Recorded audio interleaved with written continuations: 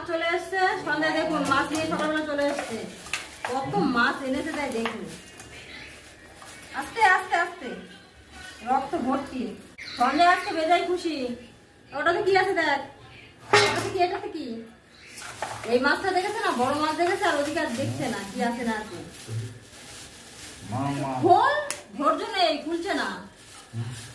সব জানে যে মাছের প্লাস্টিক গুলো খুব শক্ত করে বাঁধা থাকে, ও ছিটছে। মাছের তেল, মাছের তেলটাও খুব ভালো খায়। এর মধ্যে দেখুন কত রকম খাবার আছে।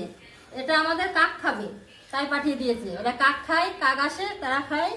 আর এগুলো সঞ্জয় খাবে, আমরা খাবো। সঞ্জয়ের নাম বলছি, আমরা সবাই খাবো।